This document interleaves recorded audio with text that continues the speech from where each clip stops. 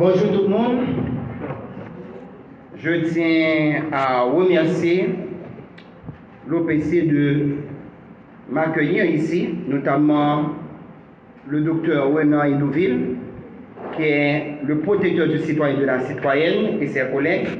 Je tiens à saluer aussi le représentant spécial du bureau de l'Organisation des jeunes des Nations Unies d'Afrique en Haïti, M. Amos Saint-Cyr, que je n'ai pas vu depuis quelques temps, on s'est vu depuis Tibouster. Et je tiens à remercier mon ancien étudiant de la faculté d'ethnologie, Boulogne Péture, de l'invitation. Salutations à l'assistance de manière générale et à la presse parlée, écrite, télévisée. Maintenant, il faut ajouter en ligne en particulier. Donc, moi, ma présenté, je suis Emmanuel Stéphane et pour ta ouverte, je ne peux pas le savoir. Non, l'homme, ce n'est pas non que ma doté, c'est non que étudier à la faculté d'ethnologie. Bon, moi, mais pour des raisons que je suis assez superflu d'exposer maintenant. Donc, yes.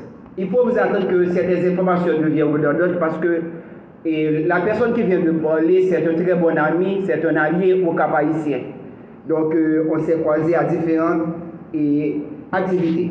Côté cette justification de l'intervention, bon, j'ai envie de dire quelque part à l'OPC que vous êtes en hauteur et vous êtes en train de célébrer la 112e année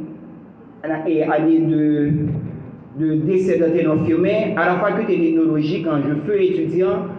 Et j'ai monté un comité qui s'appelait le comité de commémoration du centenaire de décès d'Anténon Firmin de la faculté d'ethnologie. Et nous avons organisé un ensemble d'activités en 1911, parce que 19 septembre 1911, 19 septembre 2011, ça faisait 100 ans que Anténon Firmin avait voyagé pour l'au-delà. Il était, j'ai dit dans vos doigts, Jean-Louis traversé. Donc nous avons pris l'initiative là et cette activité a été couverte par la presse écrite, notamment le Novélis. Donc, m'habitue à faire plusieurs interventions sur Anténon Firmin, faire intervention sur Anténon Firmin dans le café Philo Port-au-Prince, je fais intervention sur Anténon Firmin dans le café Philo au Cap, c'est dans le ça me rencontré Bélangeau, qui sont très bons amis. Et le dernier 6e convention Afrocentricité internationale, par contre, c'est comme ça, 6e convention Afrocentricité internationale faite en Haïti. À ce moment précis, il y a 2 gros taureaux, 2 grands panafricanistes qui étaient entrés, qui étaient abjets activité ça. Il y avait une personne qu'on considère comme le plus grand philosophe noir vivant, en l'occurrence mon ami, et à Temple University, Molefi qui était à santé, et il y avait aussi la Perhat Amamazama. Bon, on a dit la Mambo Perhat Amamazama, parce que Perhat Amamazama est initiée au vaudois haïtien. C'est vrai qu'elle est guadeloupéenne, bon, elle se définit comme un Haïtien et un Africain de la Guadeloupe, mais il marié avec un Haïtien et il est initié dans le vaudois haïtien. Bon, nous avons quelqu'un qui parler, même qu'on est très souvent entré en Haïti, il est Jacmel, la Perhat Amamazama. Donc, j'ai aussi donné une entrevue à mon ami du Gabon, il était au Goué. Bon, nous avons regardé des matériaux, il a censuré page sur Facebook. Il y a une page même sur Anténon Firmin, j'ai donné une entrevue, a été au Goué et qui a été relayée par sa femme, mon ami, et Dombé en Afrique et francophone. Donc, dans tout mouvement panafricaniste, je suis un promoteur des humanités classiques africaines. Je fais un peu de promotion pour Cheikh Anta Diop et je suis en correspondance avec divers savants africains un peu partout dans le monde, parmi lesquels des amis nous qui traversent nous c'est Canada au monde tout et Tibomba Mbok, et Bobo Basongo, la Sconi, pour ne citer que ces personnes. Bon, alors, je tiens à vous rappeler et à insister sur la question pour qu'il n'y ait pas de problème, pour que vous ne me posiez pas des questions sur quelque chose que j'ai, n'est-ce pas, le temps de préparer là. Et je vais faire l'intervention sur Anténon Firmin, pas comme juriste, parce que quand même nous sommes à l'Office de la protection du citoyen et de la citoyenne, mais comme anthropologue. Et donc mon intervention a été préparée sur le livre de l'égalité des races humaines d'Anténon Firmin. Et je vous dirais peut-être, concernant l'égalité des droits humains dans Ténon Firmé, deux choses. Premièrement, c'est un livre qui est très peu lu. Je vous parle en connaissance de cause. Il y a plusieurs collègues chaque temps qui disent non, ça qui dit de commencer à abandonner. Et c'est un livre qui est très difficile à lire. Très difficile à lire. Mais ça vaut le coup, ça vaut la peine. Parce que le livre appartient à un champ de l'anthropologie, je suis anthropologue qu'on appelle l'anthropologie physique. Et puis bien montré un paquet d'états d'anthropologie physique qui est vraiment impressionnant. Moi jusqu'à présent, les m'appelé, je me dis comment un livre comme ça est fait, écrit en 1885. Il n'y a pas d'Internet, il n'y a pas de Google, il n'y a pas de bibliothèque.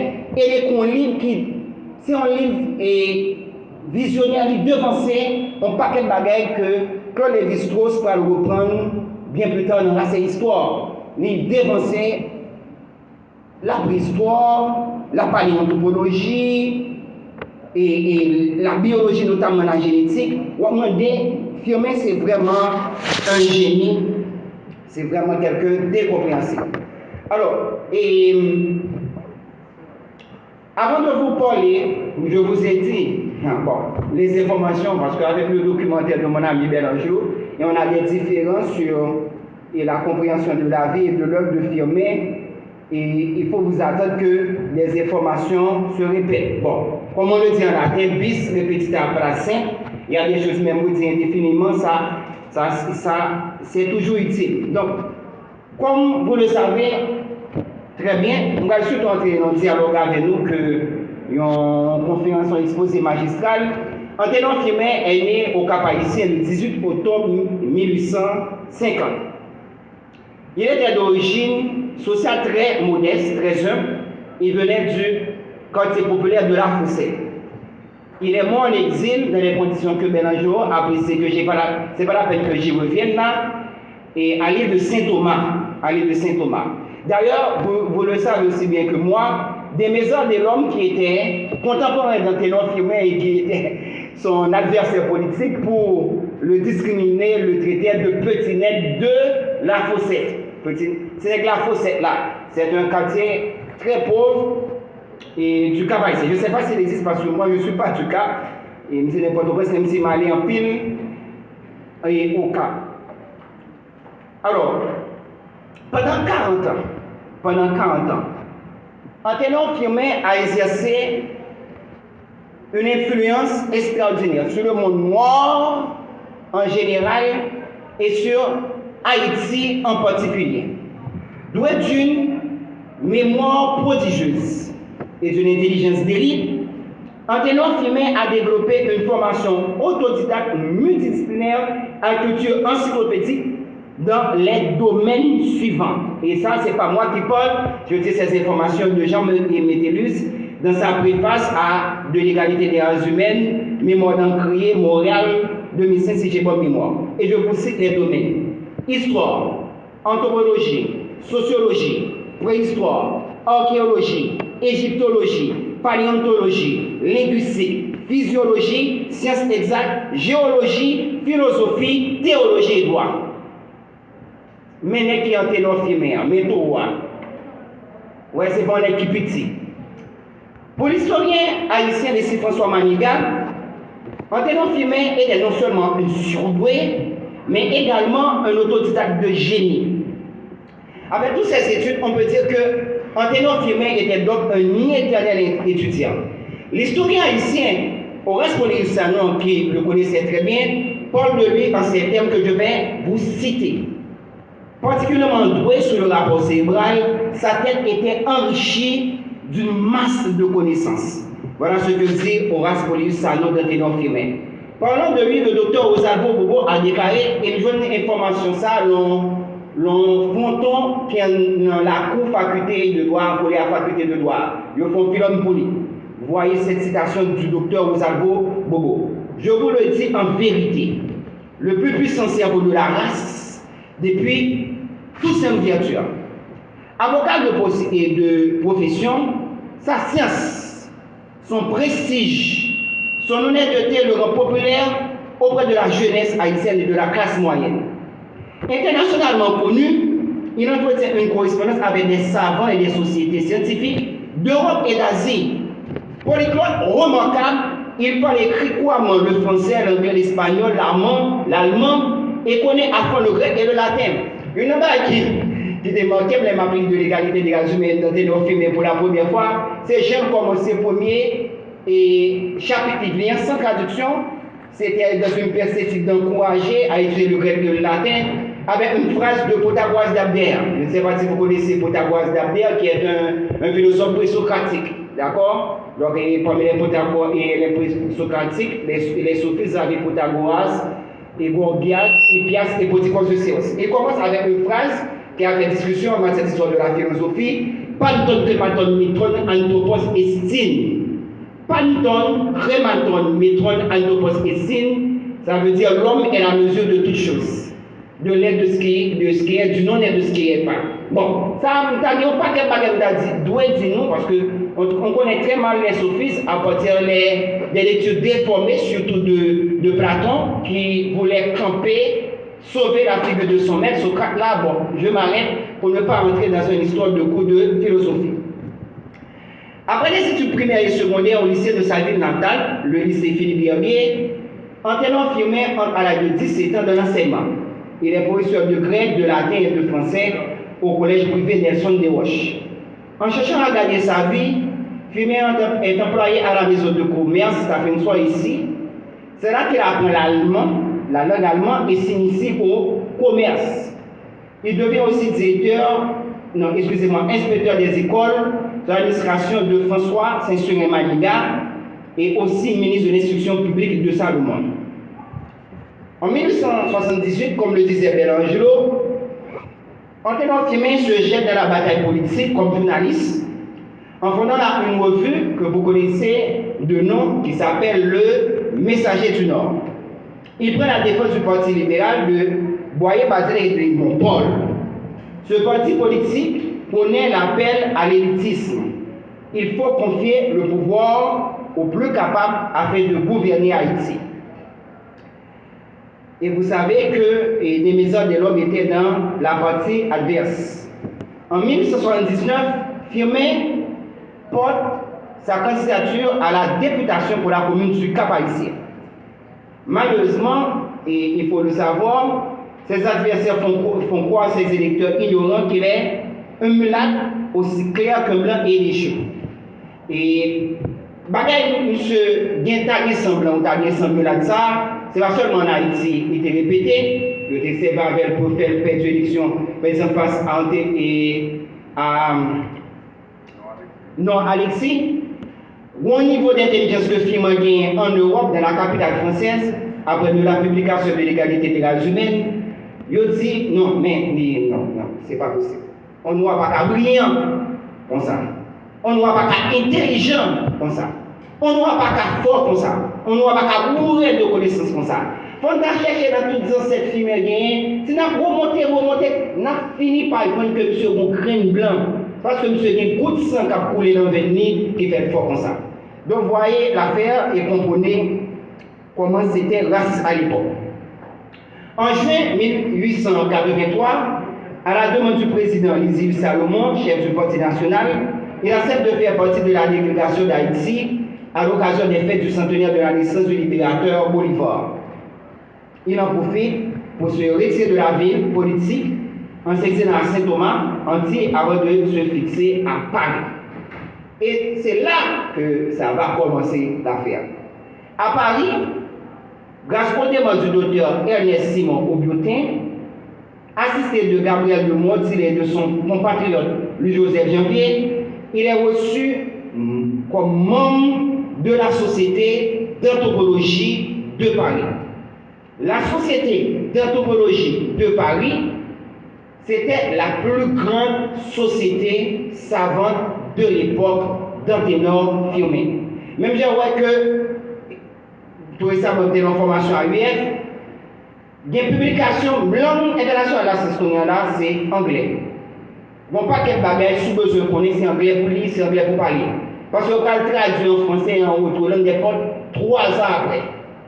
Et pas que Anténon Firmin, publié de l'égalité des races humaines, langue internationale de la science, c'est français. Donc, les anténants firmés publiés de l'égalité des races humaines, ça va faire scandale seulement en France, ça fait scandale en Europe, ça peut faire scandale dans le monde entier, parce que c'est tout le monde qui gagne accès à français, comme ça, anténants firmés faire. Donc, les théories racistes en discussion au sein de cette société savante et la lecture de Gobineau qui avait écrit un livre qui s'appelle Essai sur l'égalité des races humaines, le choc profondément. Il se met au travail en optant pour la thèse opposée.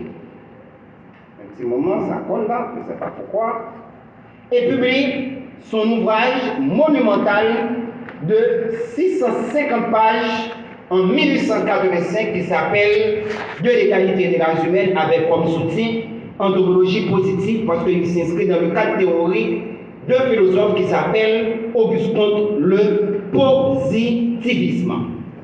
Le projet du livre est de réhabiliter la grandeur historique de la race noire depuis l'Égypte ancienne jusqu'au premier empire noir indépendant du monde, en l'occurrence Haïti.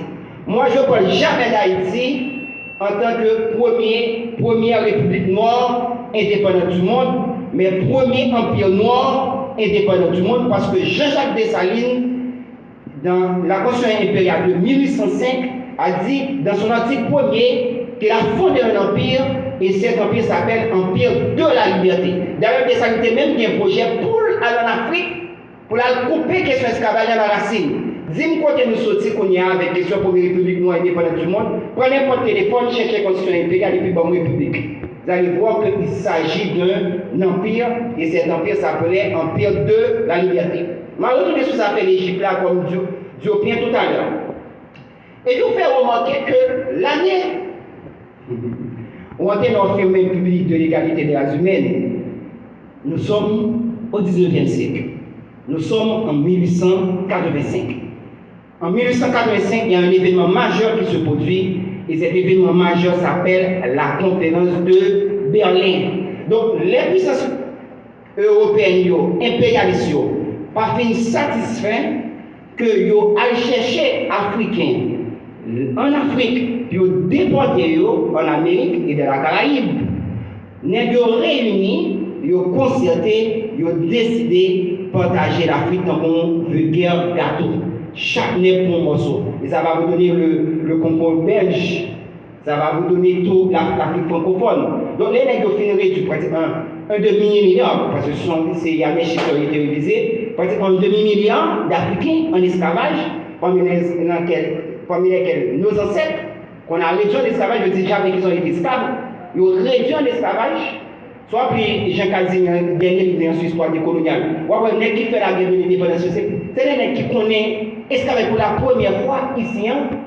Ils ont toute vie, ils ont passé dans la liberté. Ils ont passé toute vie dans la liberté. C'est là où on a esclavage pour la première fois. Et c'est des hommes qui étaient libres, c'est des femmes qui étaient libres qui ont fait la guerre de l'indépendance, notamment les Congolais. Je vous invite en ce sens à lire un article de Oriol. De Oriol, c'est sur les Congolais de la guerre de l'indépendance d'Haïti, qui a été publié dans le bulletin, un des bulletins du Bureau national d'ethnologie qu'il aurait fallu que je cherchasse afin de vous donner la référence de manière très précise.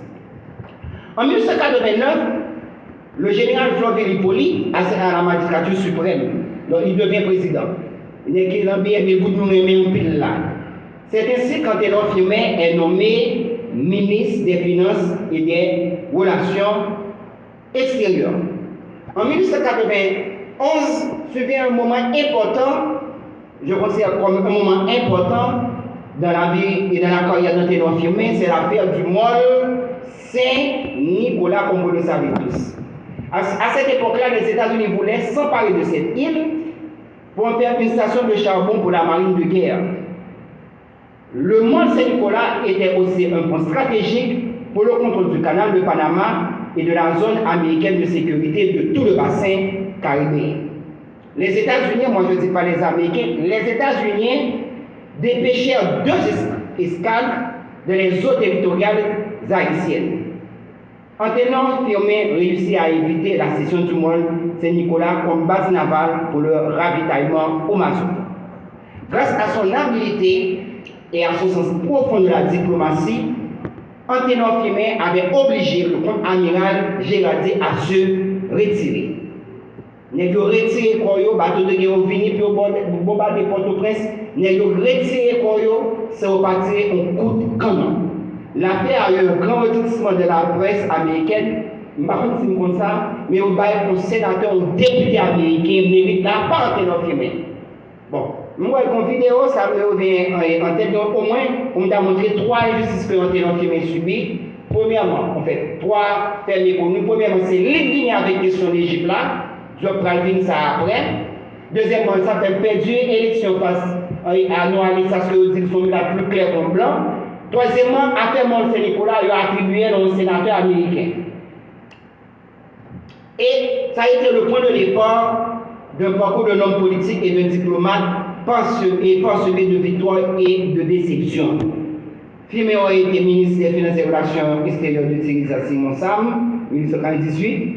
Ministre plénipotentiaire d'Haïti à Paris, candidat malheureux en face de Noah Alexis en 1902, envoyé extraordinaire et ministre plénipotentiaire d'Haïti à la Havane et à Londres en 1911.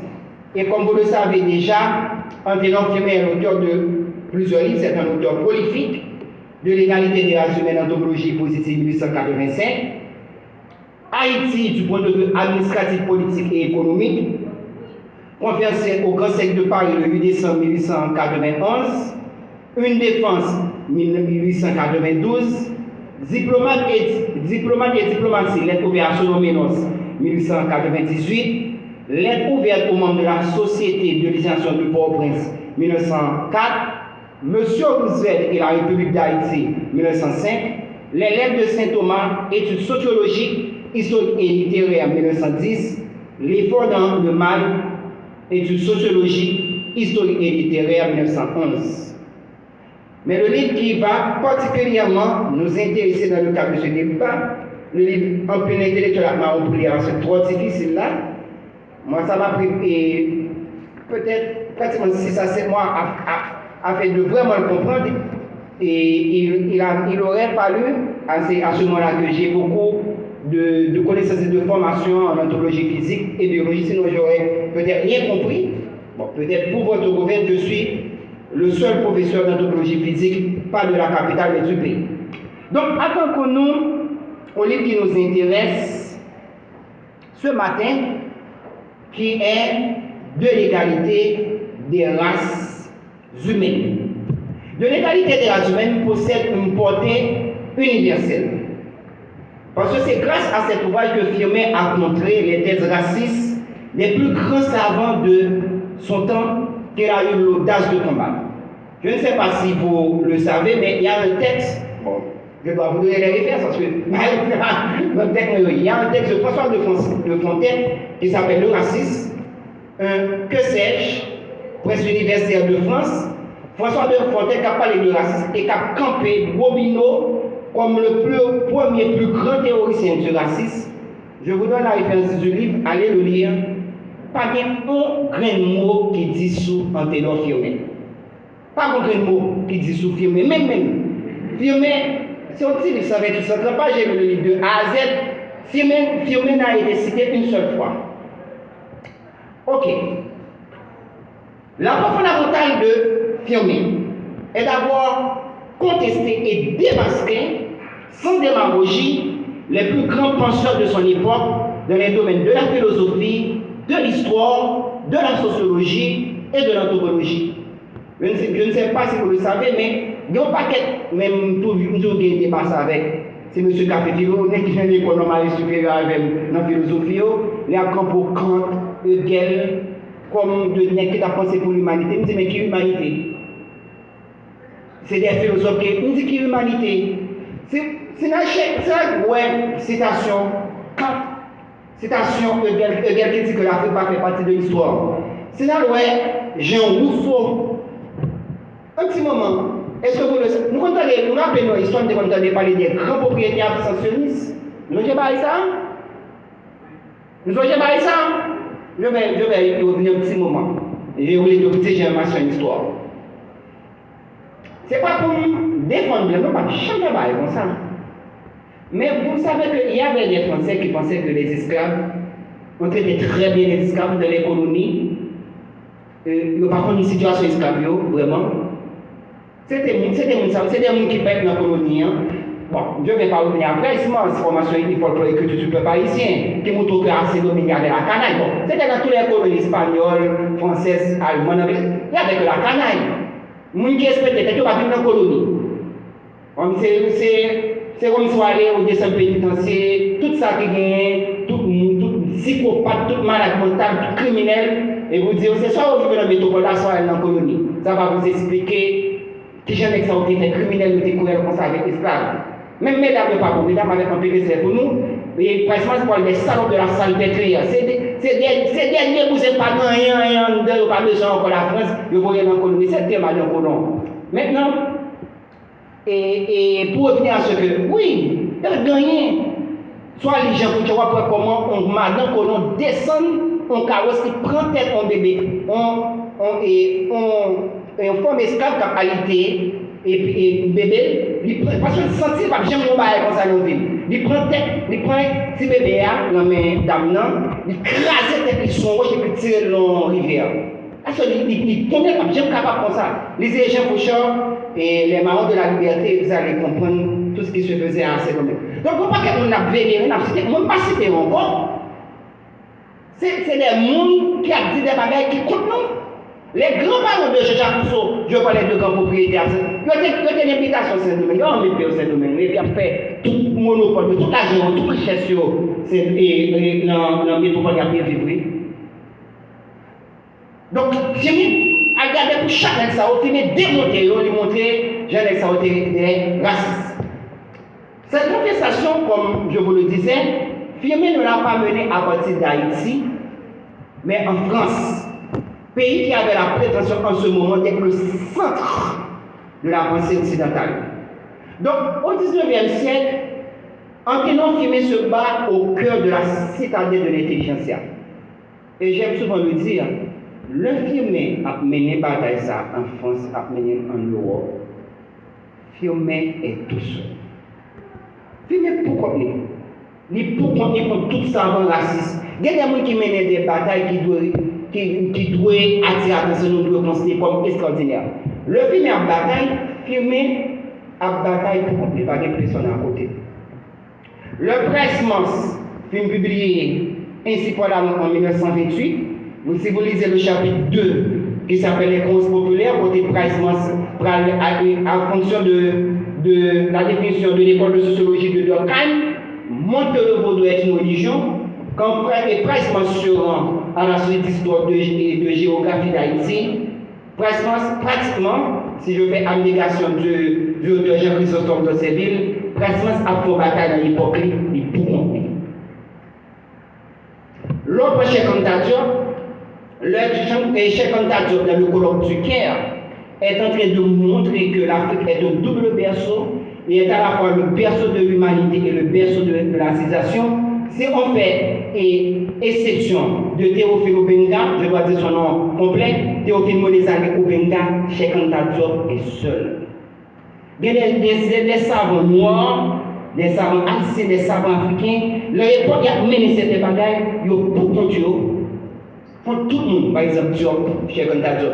L'UNESCO demandé Diop pour écrire et histoire de l'humanité, deuxième volume sur l'histoire de l'Afrique là. Diop dit l'UNESCO. Comme on connaît pratiquement tout savant dans le monde là, contre thèse moyo. Réunis toutes les vidéos pendant une semaine, l'on salle, on fait colloque, on fait des journées d'études. Donc le dit clairement dans sa conférence de Niamey en 1945. Si bien on est qui arrive à montrer ça, nous disons aussi c'est faux, eh bien, c'est le premier monde qui a fait mal à notre parler.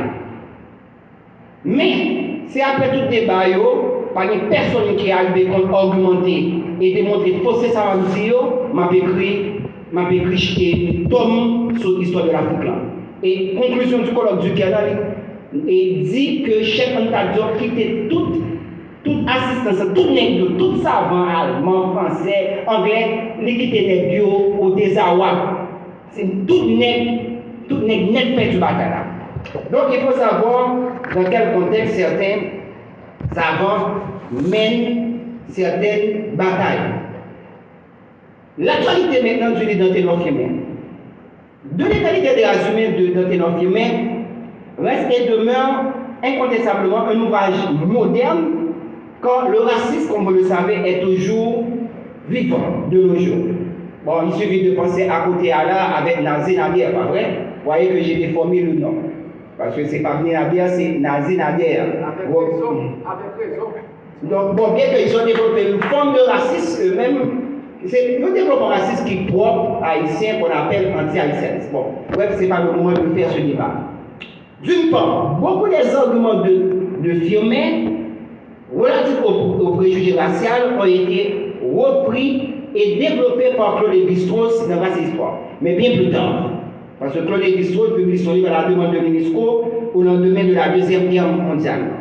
D'autre part, tous les spécialistes des sciences modernes, notamment en histoire, en préhistoire, en paléanthropologie et en biologie, en particulier en génétique, sont, comme je vous le disais, unanimes à reconnaître l'Afrique comme un double berceau. L'Afrique, c'est à la fois le berceau de l'humanité et c'est le berceau de la civilisation. Et quand nous disons, un petit moment là, ça c'est quand nous disons berceau de l'humanité, comme je vous l'avais annoncé et dit, nous supposons l'anthropologie physique.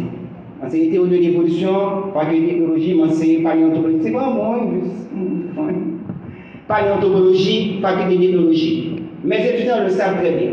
Ou alors chercher les ancêtres qui sont récents de l'humanité. Alors chercher les ancêtres qui sont récents. Vous sortez en Amérique, il n'y a pas de fossiles en Amérique, ou aller en Asie, ou remonter et en Europe pour aller en Afrique. Les ancêtres les plus récents. Mais soit chercher les ancêtres qui sont anciens de l'humanité, ou obligés de commencer forcément, obligatoirement par l'Afrique, pour descendre en Europe, pour aller en Asie, et puis pour tomber en Amérique. Tous les fossiles, bon, il y a une constante dans mon cours de paléontologie, il y a deux catégories d'hominidés. Bon, hominidés, c'est pour dire que ce n'étaient pas des hommes qui sont morphologiquement, biologiquement formés comme nous. Il y a deux hominidés. Retenez pas hominidés, pour ne pas entrer dans tout le détail, ancêtres biologiques de l'espèce humaine, qu'on ne trouvera peut-être jamais en dehors de l'Afrique. Ce qu'on appelle les préhumains et les australopithèques. Pour trouver tous les fossiles préhumains ont été trouvés en Afrique. Tous les fossiles des australopithèques ont été trouvés en Afrique. Quand je parle des préhumains, je parle par exemple de celle Anthropus Toumaï, qui est plus connu sous le nom de Toumia, qui est âgé de 7 millions d'années. Toumaï, c'est Afrique centrale, Tchad, Djamena. C'est pourquoi on appelle Sahel Anthropus. L'homme du Sahel, on l'a trouvé dans le désert du Sahel. Sahel Anthropus, Tchad il est du Tchad, Toumaï, qui est son nom indigène local. Donc, l'on sortit dans Toumaï, 7 millions d'années, on descend dans Orient, on est dans 6 millions d'années. C'est toujours l'Afrique. Quand vous menez les deux Ardipithecus cavidus et Ardipithecus cadavra, qui vivent 2 millions d'années, c'est encore l'Afrique. Après ça, vous avez les australopithèques. Lucie déclassée, Lucie pas ancien depuis 2001, Lucie déclassée. Donc, les australopithèques, c'est toujours Afrique. Donc, que vous prenez Australopithecus afarensis, l'enfant de ton, Afrique. Australopithecus afarensis lucius, Lucie, Afrique. Australopithecus bergazoni, Australopithecus etiopicus, tout, c'est l'Afrique. Donc, c'est le berceau de l'humanité, c'est aussi le berceau de la civilisation. Parce que la première grande civilisation de l'histoire de l'humanité, et il y a des jeux de confusion, c'est pas Sumer, la Mésopotamie, c'est pas sa forme d'écriture, le cunéiforme, apparaît très tard, c'est 2700 à 2500 ans, alors que l'écriture hiéroglyphique apparaît en premier, c'est 4400, 4200 ans avant Jésus-Christ. Donc, première forme, écriture, l'Égypte, Afrique noire, mathématiques, l'Égypte, Afrique noire, Euclide, c'est un savant égyptien, on fait ce qu'a les Grecs, Euclide n'a rien de grec. Astronomie, Afrique noire, architecture, les pyramides, Mykérinos, Képhren, Khéops, c'est l'Égypte, Afrique noire, médecine. Afrique noire, je suis désolé pour vous, le père de la médecine, c'est pas Hippocrate. Hippocrate était l'étudiant d'Imhotep. Hippocrate dit à Probouchi, il n'a pas un millionième du savoir de son maître égyptien qui s'appelle Imhotep. Donc normalement, les étudiants en médecine ne devraient pas prêter le serment d'Hippocrate, parce que vous êtes en train de prêter le serment du disciple. Il aurait fallu que les étudiants en médecine prêtent le serment d'Imhotep parce que c'est le maître. Bon, bref, il y a énormément beaucoup de choses à dire. Donc, maintenant, en ce qui concerne cette antériorité entre Diop et Firmin, comme je vous le disais,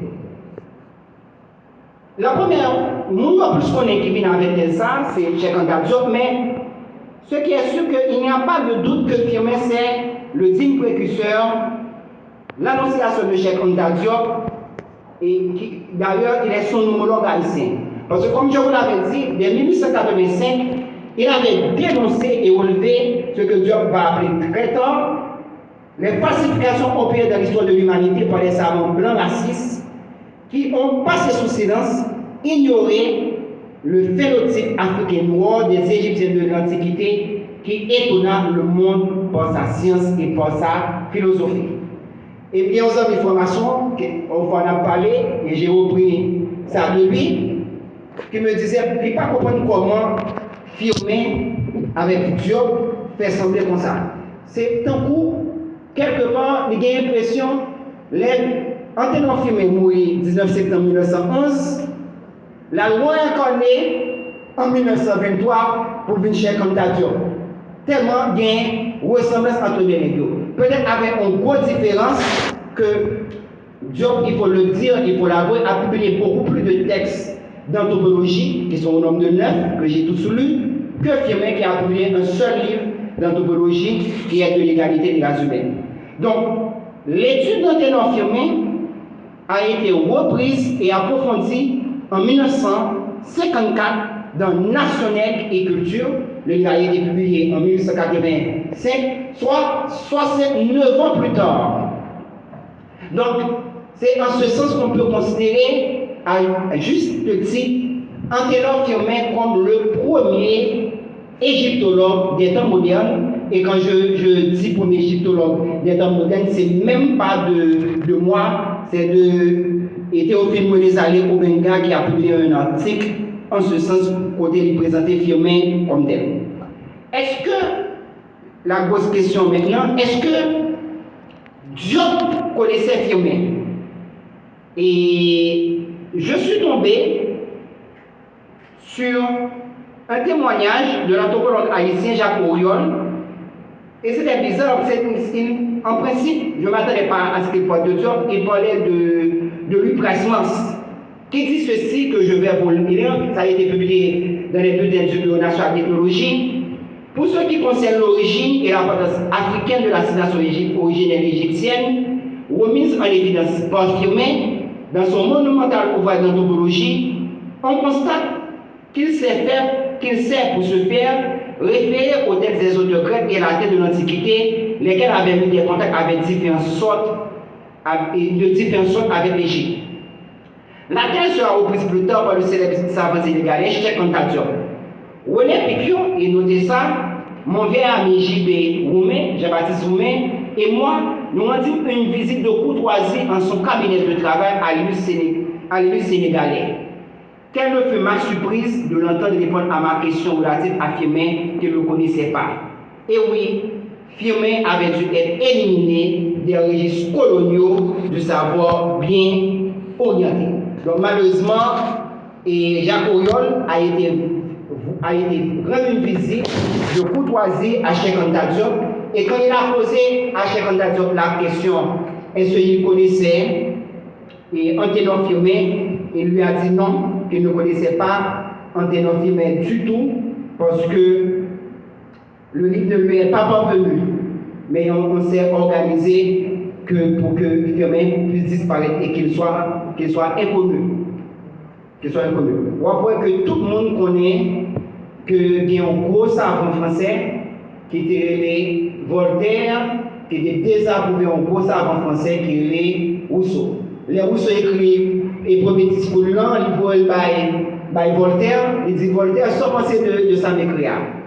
Voltaire écrit Rousseau pour répondre, mon cher, quand je finis le discours là, mon vie marcher à quatre pattes. Rousseau répond Voltaire, dit monsieur, attention, pas essayer de marcher à quatre pattes parce que sous marcher à quatre pattes, je ne vais pas dire que mon fait ça, pique pas ça. Et ça a été la guerre entre les deux hommes. Les gens fait vieux à bataille, quand j'ai vu tout ça à la fin, et les Rousseau hommage que les deux ont suspendu la bataille là. Mais, aussi célèbre soit cette histoire, l'histoire de Ténor Fumé et de Robineau est inconnue. Et j'ai parlé quand je fais à l'université là-bas, j'ai parlé à plusieurs étudiants français en sociologie, en anthropologie, en histoire, qui n'avaient jamais entendu parler d'Ténor Fumé. Je vais finir parce que je sais que je parle beaucoup.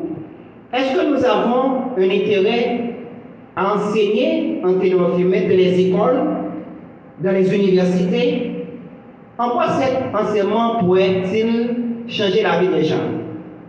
Donc, comme je vous le disais, en fait, cette question que je me pose à moi-même afin d'avoir un dialogue avec vous, c'est surtout une occasion pour moi de dénoncer cette conspiration du silence dont Fumé est victime. Si Diop fut marginalisé, et l'est encore, Ténor Fumé, lui, il est carrément ignoré. Son œuvre monumentale fut tellement lucide, péremptoire et dérangeant pour le monde blanc, qu'elle fut sans perte de temps enterrée et oubliée par les milieux cultivés français.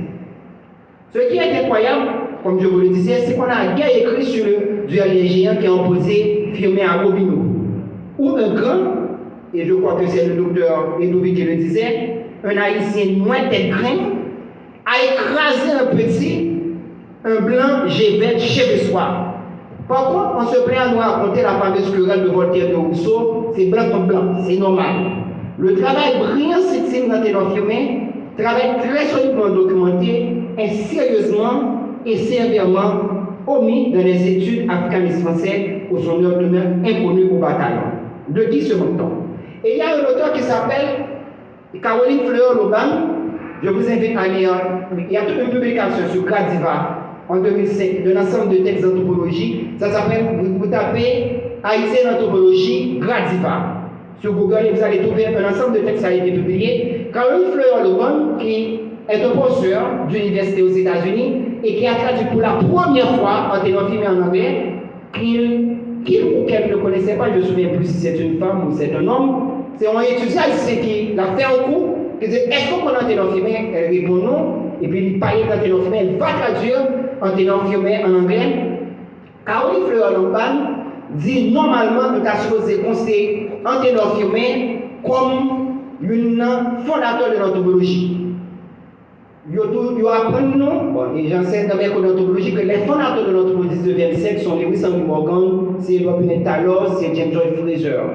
Parce qu'ils avaient utilisé une méthode encyclopédique, mais si on bien regarder l'histoire de l'anthropologie, 1885 de l'égalité des races humaines, Ténor Fumé, dans la même période avec Nexayo, et utiliser la même méthode avec Nexayo. Donc, il y a un père fondateur de l'anthropologie moderne, à côté de Lewis Henry Morgan, c'est nous, Haïtiens, qui pouvons faire type de revendication. Revendication, pas que nous, c'est bloc faire pour nous, non? C'est nous, comme Haïtiens, qui pouvons revendiquer que le fondateur hypnopsychiatre, c'est le docteur Louis Price, c'est pas Jean DVO, je dis c'est des étudiants. Jean DVO, je lui présente comme le fondateur de l'hypnopsychiatrie, Jean DVO. Allez sur Google, tapez son nom, tapez hypnopsychiatrie, vous allez voir. Jean DVO a préfacé un livre pour le docteur Louis Price-Mans, pas Jean Price-Mans, c'est Louis Price-Mans, qui s'appelle La crise de position dans le vaudou. Où Jean DVO reconnaît que donne deux mérites à Louis Price-Mans. Non seulement c'est lui qui a inventé le mot, et aussi gardé le mot n'existe pas en français avant qu'il en parle, mais c'est lui qui invente en même temps la science. Mais quand vous allez sur Google ou dans les cours d'anthropologie, on vous dit que le fondateur de l'hypnopsychiatrie, c'est Georges Devereux. Alors que Georges Devereux dit, c'est Louis Price-Mans comme haïtien qui a inventé le droit, qui a inventé cette discipline-là. C'est quoi l'affaire? Donc, non, mais c'est nous qui pour imposer nous, même gens, il faut nous dire, oui, Lewis Henry Morgan, qui va écrire livre anthropologique tout nègre à l'époque. C'est pas nos projets d'enlever leur mérite. Ils ont leur mérite à eux. Moi, je vais revendiquer les mérites pour les Haïtiens. Comme nous, C'est vrai, si Edmond Taylor invente la première définition scientifique et politique de la culture. C'est vrai que c'est James Joyce Fraser écrit Le Rameau d'Or, qui est l'ouvrage le monumental jamais écrit sur l'histoire de la mythologie, la religion et la magie. Mais il faut placer Anténor Firmin parce qu'il utilise la même méthode que ses fondateurs de l'anthropologie. Si l'enseignement de Firmin était connu, les gens se rendraient compte qu'à aucun moment, les Noirs n'ont jamais été intellectuellement inférieurs aux Blancs. Sachant que l'idéologie du premier théoricien du racisme moderne, Joseph Arthur de Gobineau, fut démantelée. Oui, il n'est pas un Noir, un Haïtien, Anténor Firmin. Et je termine mon propos comme on est en train de parler du livre pour vous dire. Je termine avec cette phrase. Gobineau est mort 2 fois. Il est mort physiquement en 1883. C'était non, je vais détourner, je vais cracher sous moi ça, nous pas besoin de déchirer ça. Et il est mort en 1885 avec la publication du livre de L'égalité des races humaines d'Anténor Firmin. Firmin s'est chargé d'enterrer Gobineau historiographiquement à tout jamais pour l'histoire de l'humanité. Merci. S'il y a des questions, des commentaires, des objections, nous sommes étudiants universitaires. Je vous invite à les faire. Vous n'êtes pas forcément obligé d'être d'accord avec moi. Et je serai d'accord avec vous que vous n'êtes pas d'accord avec moi. On va faire les débats. Mesdames, Messieurs, je vous demande d'applaudir le professeur Laurent. Je vous félicite, professeur, pour votre exposé sur la vie d'Anténor Firmin. C'était une présentation enrichissante, informative et intéressante qui nous a permis de mettre lumière sur une personnalité importante qui est Anténor Firmin, celui qui a contribué à l'histoire et à la littérature haïtienne. Merci d'avoir présenté ce grand homme aujourd'hui et autour de son livre intitulé de l'égalité des races humaines, qui reste le plus grand livre de ce auteur. Votre travail est apprécié. Mesdames, Messieurs, je vous demande à nouveau d'applaudir le professeur Emmanuel Laurent. Justement, le temps nous fait la guerre et comme vient de l'annoncer le professeur, s'il y a des questions, rapidement, on va prendre une série de 3 questions pour clore la matinée. 3 questions ou 3 interventions. Qui se lance la première?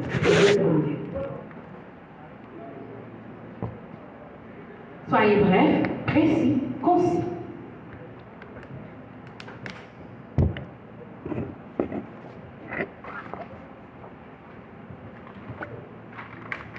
Merci Madame Déjeuner parce qu'on a une possibilité pour nous parler. Permettre que nous puissions déposer ça là, parce que nous avons qui écrit. Ok, merci. Nous prenons le soin pour nous être capables d'entendre le professeur Laurent, qui m'a habitué à entendre parler de lui, et nous profiter de faire le compliment. Nous devons bien entendre Madame Esther, merci parce qu'on rappelle ça. Moi-même, pas de question, contrairement à ce qu'on a pensé. Pas de question, c'est parce que. Laissez-le faire son intervention. Parce que Madame Esther, ni intervenant dit, capable d'intervention, capable de question, pour me rappeler pour. Et pendant ce semaine, ça, on va passer dans le pays, qui est le professeur Laurent et souligné, et protecteur a souligné ça tout, que nous pas oser les M. Abinader, mais après le Nazinader. Hier soir, nous avons le soin pour nous être capables d'attendre Guy Ferrolus, d'attendre monsieur qui t'a présenté dans le documentaire là. Et c'est intéressant, je pense que c'est filmé, comme la même essayé de souligner, je dois filmer comme étant le diplomate dans l'affaire du Mall Saint-Nicolas, un diplomate éclairé qui font un travail de grande envergure, que M. Cognac, qui dans cette diplomatie haïtienne, a mérité copier, c'est filmé ça. Moi, affirme tout, j'en ai dit là, comme défenseur de la race humaine, en réfutant la thèse de Gobineau. Mais moi, la dit tout, un modèle de le symbolisme de l'intellectuel qui est utilisé une objectivité extrême. Parce que Demesval de l'homme, dans le premier temps, il a critiqué les façons de parler, mais après ça, il va le remercier, il va le complémenter Demesval parce qu'il va dire que c'est son grand écrivain. Moi, je profite de ce moment pour me dire, chaque haïtien, chaque monde qui est dans l'espace là, chaque professeur a sorti là, des bagailles, filmer sorti, nous sommes capables de marcher sur le trace filmé. Le sens de la solidarité, le sens de la qualité comme étant un diplomate éclairé, je pense dans l'affaire du Mont Saint-Nicolas, tout ça qu'elle a fait, tout ça qu'elle a posé comme jalon pour capable permettre que l'affaire ça a été bien traité, et c'est lui-même qui a mérite la Jean-Paul sorti. Je pense qu'il y a un bagage actuellement, les gens qui sont dans la diplomatie haïtienne, notamment dans l'affaire ça qui est posée dans la rivière Massacre là, un bagage dans le film qui est capable de compliquer ou de traiter. Si on l'autre fois encore, mais même on va lancer et à fond dans les films, normalement continuer l'égalité des races humaines, parce que nous pensons que le film est méconnu. Et nous remercions une autre fois au PC. Merci professeur Laurent. C'était vraiment enrichissant intervention. Merci. Je ne sais pas si vous me permettez une information. Rapidement, une information. Bon, ça m'amène à faire de la publicité pour un ami, mais ce n'est pas grave. Quand quelqu'un fait un bon travail, il faut aussi le féliciter. Il y a Jean-Marie Tremblay, qui est professeur à Chicoutimi. Monsieur crée une bibliothèque numérique francophone qui existait. Dans le pays en études, ça il est les classiques des sciences sociales. Si vous ne pouvez pas trouver les textes de film, et je vous vois en connaissance de cause, même si c'est qui vivent de côté, vous vivez dans la librairie, vous vivez dans la bibliothèque. Si vous ne pouvez pas trouver tous les textes de film en librairie pour les acheter, je vous invite à vous rendre sur les classiques des sciences sociales et vous allez taper études haïtiennes et il y a pas mal de textes d'Anténor Firmin que vous allez trouver, à commencer par de l'égalité des races humaines, qui sont en numérique. C'est gratuitement téléchargeable, c'est ce qu'on appelle le libre accès. Livre qu'on y a pas forcément papier, livre qu'on y a en version numérique. Et vous allez trouver aussi pas mal d'auteurs haïtiens qui ont été numérisés. Je vous invite à lire Firmin, à accéder aux textes de Firmin, mais pour y accéder, il faut pouvoir les trouver et je vous donne une source où vous pourriez les trouver. Merci, professeur Laurent. Rapidement, s'il y a une autre intervention, je vais devoir mettre fin. Venez rapidement, les deux dernières interventions. Soyez brefs, encore une fois, précis et concis. Chaque personne, 1 minute. Merci, bonsoir tout le monde. On va me servir mon testimonial et merci à mon étudiant, professeur Stéphane Laurent, et mon professeur encore qui est présent avec moi. Donc, il est content d'activité. Et question par maintenant, nous avons connu après, on est dans le film, même des films, tu es Bobino, je ne sais pas. Est-ce que pas qu'il y ait une réaction de la part des universitaires français? Parce que ça nous comprend, l'époque ça et l'université, depuis, notamment que mon cerveau, peut-être tout bon vite faire étudier la Très bonne question. Mais qui ça fait filmer pas qu'il y ait doctorat, même avec l'autre, et intellectuel comme l'université de Londres? Mais avant de finir, il devait dire tout, une injustice sur les faits filmer, c'est pas seulement les candidat pour président, mais en 1879, il était candidat pour député tout, il était fait électeurs comprendre que c'était en blanc. Et en 1898, dans l'aide avec son innocent, il était détecté à faire une guerre. Donc ça me paraît très important, nous, l'université là, le connaît. Donc merci parce que vous avez la parole. Merci beaucoup. Bonjour tout le monde, moi salue cela et félicité pour l'intervention. Monsieur Tissot. Présentatrice Monsieur Tissot. Non, ça va. Ok. En fait, félicité pour l'intervention de l'OVA. Moi, c'est Eunice Cécile. En fait, pour me dire ce qui m'a posé, pour tout ça, j'ai fait promotion pour des salines. J'ai fait promotion pour dire, c'est pas pour promotion qui fait autour de Anténor Firmin, qui sont photos et personnes comme ça. Et deuxièmement, pour qu'il y ait un musée qui fait autour de Anténor Firmin, pour qu'il y ait une œuvre qui est là, et que je ne calcule pas connaître beaucoup plus de ça qu'Anténor Firmin au sein développement comme Haïti. Merci. Merci. Bon, deux questions. Oui, ça peut pas faire promotion pour Anténor Firmin, ou faire promotion à Jean-Jacques Dessalines, pour ça parler en musée pour Anténor Firmin. Bon, je vais te dire à mon sens comment je comprends les choses. Premièrement, je ne pas conseiller de faire promotion pour Jean-Jacques Dessalines, je fais promotion pour tous ces ouvertures. Le plus, mais je t'invite en ce sens à lire et à voir les travaux de Jean-Pierre Le Clonec. Jean-Pierre Le Clonec, qui est un historien canadien et qui a publié un livre extraordinaire sur la bataille de Versailles et Napoléon Bonaparte. C'est Jean-Pierre Le Clonec qui soulève des questions ça que Daniel Affaire va reprendre, que jusqu'à tout récemment là, le mot de Versailles ne figurait pas dans les dictionnaires français. Donc c'est une promotion pour tous ces ouvertures. Ce n'est pas pour Jean-Jacques Dessalines. Le plus facile, historiquement, pour approprier de tous ces ouvertures que pour approprier de Jean-Jacques Dessalines. La terreur de l'Occident, c'est Jean-Jacques Dessalines. Oh, excusez-moi, Dieu salue pour répondre mon ami Bilo Congo. Donc ce n'est pas Jean-Jacques Dessalines qu'on promeut, c'est tous ces ouvertures. Et je vais te dire peut-être une information très rapidement. Moi, une fois, mes amis qui t'a gagné un débat sur Facebook, il y avait des Français, des Canadiens, de différentes nationalités, etc. Et tapé l'homme, et puis il versait la valeur montée. On est bac à fait. Est-ce que toutes ces ouvertures appartiennent à l'histoire française ou à l'histoire haïtienne? Moi, tout est baron, quel bagaille. J'avais pas beaucoup de temps. Je m'a posé deux questions et puis si je m'a posé dans le débat, est-ce que le débat vaut la peine? Nous disons premièrement, est-ce qu'en France, si Français a parlé de ancêtres, avant il dit Vercingétorix, il dit Charlemagne, il dit Napoléon Bonaparte, il dit des choses pour cette ouverture. Moi, tout le monde me dit, mais il faut répondre. Les Français, vous êtes là, on vous écoute. On dit, ok, est-ce qu'en Haïti, l'Haïti a parlé de ancêtres, il dit Jean-Jacques Dessalines, Capral Amont, Alexandre Pétion, Henri Christophe, toutes ces ouvertures. Je dis, moi, il nous dit, ok. Il dit, ok, dans le livre Histoire qui vient de la France, dans le programme Histoire de la France, est-ce qu'à un certain moment, on va utiliser toutes ces ouvertures?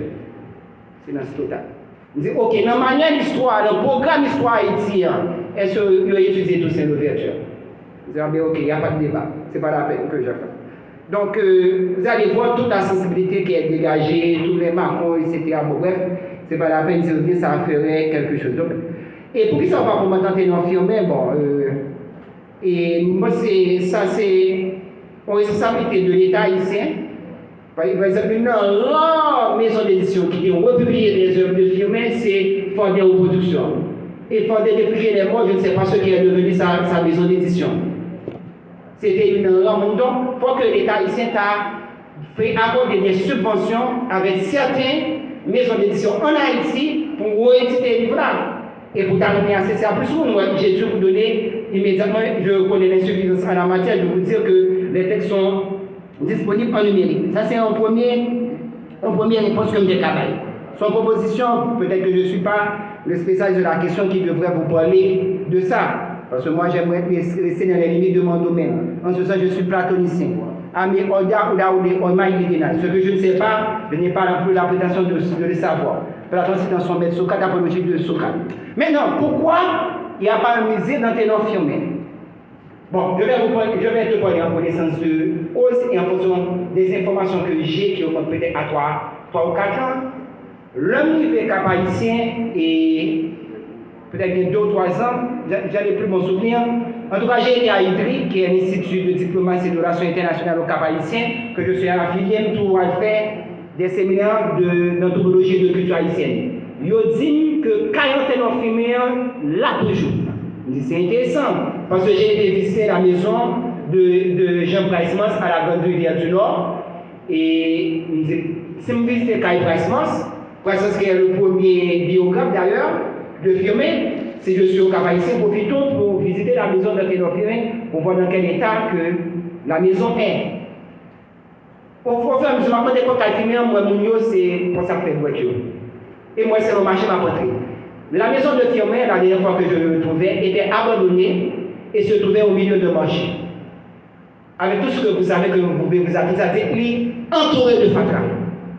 Donc, si la maison de Firmin, qui est une maison patrimoniale, Bon Dieu fait une grâce, on signe de la croix catholique, moi c'est catholique, le conserve qu'à Jacomian là, qui sous en face Kayal là, sous Arena, le conserve. Si Kayal firmé, donc côté d'habiter, il n'y a pas fait de lieu patrimonial, comment on veut arriver dans le musée firmé? Puisque Kayal lui-même côté le théâtre, il a abandonné. Donc ça montre. Et ça m'amène toujours à faire ces plaidoiries. Alors, si je me mettre en anthropologie, le professeur Jean Hublot, je dis toujours que Haïti a un besoin urgent. 2 points, une politique culturelle. C'est politique culturelle-là qui va permettre de gérer tout le bagage, qui va dire, tel côté. Bon, je vais te donner une dernière information et je m'arrêterai là parce que moi aussi, je dois me rendre ailleurs, j'ai des étudiants qui m'attendent. On n'a pas eu ça dans l'intervention. Nous connaissons que à ceux qui tombent 66 millions d'années de ça dans le jusqu'au au Yucatan au Mexique, qui tue 70% de formes de vie sous la famille desquelles les dinosaures. Les combustibles qui tombaient en Haïti, le bloc, c'est la iridium, non. Nous avons fait docteur d'animateur en 2019 dans le bloc. Nous avons jamais là dans l'entrée. Nous sommes arrivés à Zek, personne ne va connaître. Nous dit, est-ce que nous dit non, nous ne pas au courant. Soit dit assez la première fois, dit oui, j'ai certaines écoles, les 17 octobre, les 18 novembre qui vont venir avec des gens qui viennent visiter là. Ma parole, tout le monde dit, mais il n'y a pas de gens qui rien sur ça. Il n'y a pas de valeur patrimoniale zone. Alors que c'est une point, mais nous avons tout 10 pages de références bibliographiques en anglais et en français pour parler de bloc Haïti, de Ridium, bloc Haïti, etc. Bon, si on m'a parlé avec de ça, qui dit ça me fait dire à jeunes, à ceux jeunes, avec des maillots, fondation de télémature, mais comme c'est passé fort, on côté fort, mais c'est connaissance, on va dire que 65 millions d'années, que nous sommes sur la terre, il va comprendre. On dit longtemps, et pas conscience, on comprend, dit. C'est mon gros qui sont dans l'espace, c'est de gros, Mamouya, nos grands endoliques, les tués, et un bon bout qui tombait là, il dit, longtemps. Et je vous donne la réaction typique de la personne, elle n'est tellement pas informée. Tant Jésus-Christ, tant Adam et Ève, ne sont pas là.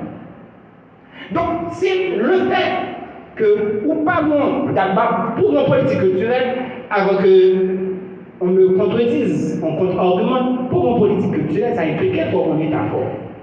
Si c'est pas un État faible comme le dit André Cotten, vous ne pouvez pas avoir une politique culturelle. Donc c'est la politique culturelle qui vous permet de gérer ce genre d'espace. De la maison de Firmin à un musée de Firmin, s'il est possible, s'il reste des objets de lui. Merci, professeur Laurent. Nous sommes arrivés à la fin de la présentation. On ne prend plus de questions. Votre présentation nous a permis de retracer ce grand homme qui est Anténor Firmin comme un homme qui a ouvert des voies, brisé des barrières et inspiré des générations et qui continue d'inspirer notre génération actuelle à lutter pour un monde meilleur. Son héritage perdure et il nous rappelle que chacun de nous a le pouvoir de faire une différence positive dans ce monde. Et aujourd'hui, avec le thème Marchant sur les traces d'Anténor Firmin, le défenseur de l'égalité des races humaines, donc nous avons eu un documentaire, nous avons eu l'intervention du professeur Laurent, qui nous a permis de situer la position de cet homme, de cet intellectuel qui est Anténor Firmin, comme un intellectuel suivant lequel on devrait prendre le temps de suivre ses traces, le temps de suivre sa vie exemplaire qui nous rappelle l'importance de persévérer. Nous avons eu les difficultés qu'il a eues durant sa vie, nous avons eu les obstacles qu'il a eus et également malgré tout, nous avons eu sa détermination. Donc son parcours inspirant nous montre qu'avec un esprit résilient, on peut surmonter tout obstacle et Firmin nous rappelle que tout individu a le pouvoir de faire la différence et son histoire reste une source d'inspiration pour nous tous. Mesdames, Messieurs, pour clôturer cette journée de commémoration de la mort d'Anténor Firmin, j'invite le directeur de promotion et de communication pour prendre la parole. Monsieur le directeur, le micro est vôtre. Merci Esther. Merci professeur Laurent. Merci parce que vous avez visité la carrière, la guerre. Ah. Ouais, pour faire bagaille, vous gagnez bien. Oui. Merci Bojnia, qui encore une fois te permet de nous dans l'OPC faire un gros bagage, d'ouvrir une grosse page dans l'histoire d'Haïti, mais dans l'histoire du peuple noir. Nous avons un pilote bagaille pour que nous fassions encore Bojnia et de tout cœur, nous avons que nous féliciter les jeunes par un petit applaudissement, même si nous n'avons pas gagné pour nous parler.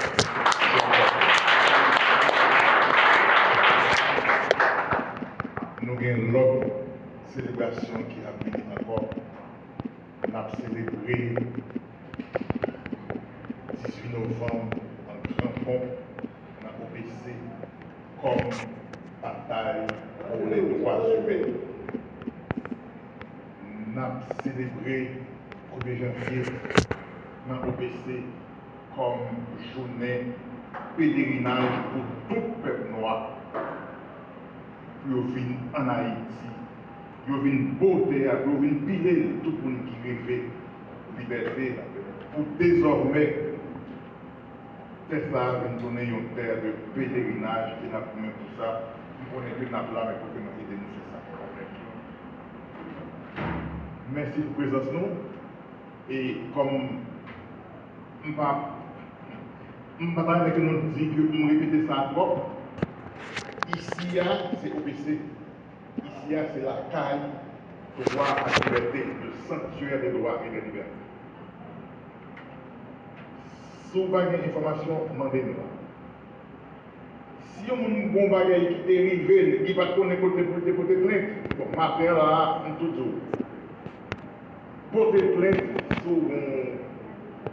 vous avez fait une injustice, droit ou violé, et nous gagnons mettre griffe pour l'ordre, pétition qu'il a, qui est directeur de protection, nous avons parler avec lui et lui-même par nous toute information que nous avons besoin, processus que nous devons suivre tout pour que nous régler à cette plainte nous que nous avons déposé. Nous connaissons qu'il y a peut-être un caillou donc porter plainte parce que OPC c'est travail et nous avons là pour que nous faisons pression à mon cap dirigé pour que nous disions mais mon qui a un problème et bien qui fait pour ça. C'est tout notre ça que l'a fini matin. Il a demandé gens qui ont un protocole pour inviter nous qui là pour partager l'articulation avec nous dans la fin d'activité ça. Que nous te remet un pays qui te fait nous revisiter un gros haïtien que nous gagnons qui te paye le monde entier d'exemple. Rendez-vous très bientôt dans OPC. Merci beaucoup.